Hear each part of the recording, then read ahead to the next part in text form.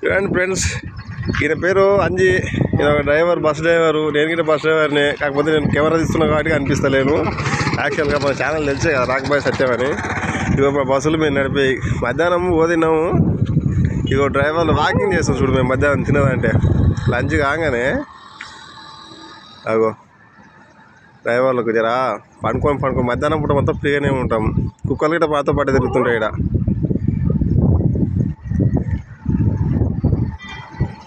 అంతా జంగల్ అంతా, ఇదంతా ఏం లేదు.